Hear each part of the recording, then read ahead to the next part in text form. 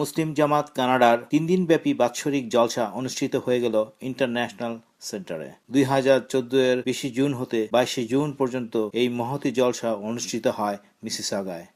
আহমদিয়া মুসলিম জামাতের পতাকা এবং কানাডার জাতীয় পতাকা উত্তোলনের মাধ্যমে এই জলসা শুরু হয়। প্রতিটি সেশনই পবিত্র কোরআন তেলাওয়াত এবং নজম পাঠের মাধ্যমে শুরু হয়। নামাজ এবং খাবার পরিবেশনের মাধ্যমে শেষ হয়।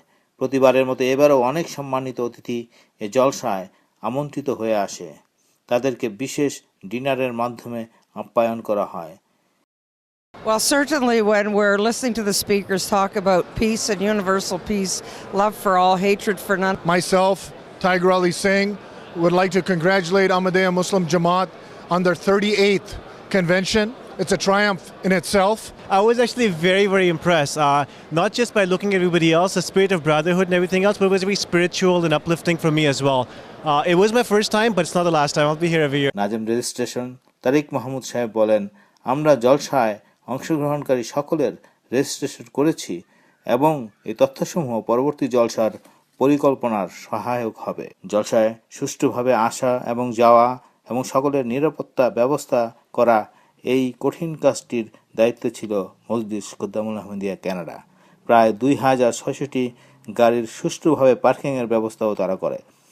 আহমদি গেস্ট এবং ডিজেবলদের জন্য বিশেষ পার্কিংয়ের ব্যবস্থা ছিল। প্রায় 60 জন স্বেচ্ছাসেবক এই কাজটি সাফল্যের সাথে করে। 300 জন স্বেচ্ছাসেবক সাফল্যের সাথে নিরাপত্তার দায়িত্ব পালন করে। তারা প্রত্যেক সদস্যের পিকচার আইডি, মেটাল ডিটেক্টরের মধ্য দিয়ে পুরো শরীর এবং ব্যাগ তল্লাশির মাধ্যমে নিরাপত্তা নিশ্চিত করে।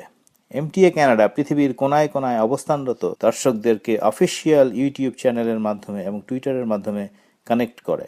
এমটিএ নিউজ ও প্রতিদিন এমটিএ ইন্টারন্যাশনাল লন্ডনকে খবর ও ভিডিও চিত্র সরবরাহ করে। আল্লাহর অশেষ রহমতে প্রায় 14,000 লোক এই জলসায় অংশগ্রহণ করে। সকলের সহযোগিতা এবং আধ্যাত্মিক উদ্দীপনামূলক বক্তৃতার মাধ্যমে সবাই আধ্যাত্মিকভাবে বিশেষ উপকৃত হয়। আলমে আনামি পুরস্কার বিতরণের মাধ্যমে এবং মোহতারাম ন্যাশনাল আমির সাহেবের বক্তৃতার মাধ্যমে এই জলসার সমাপ্তি হয়। আহমদিয়া মুসলিম জামাত গঠনের উদ্দেশ্য এবং আমাদের দায়িত্বসমূহ এ বিষয়ের উপর তিনি বক্তৃতা প্রদান করেন। অতঃপর নীরব প্রার্থনা এবং জোহর ও আসর নামাজ জমা আদায়ের মধ্য দিয়ে জলসার সফল পরিসমাপ্তি ঘটে। সাইফুল ইসলাম, এমটিএ ইন্টারন্যাশনাল জামাত নিউজ, বাইতুল ইসলাম মসজিদ, টরন্টো, কানাডা।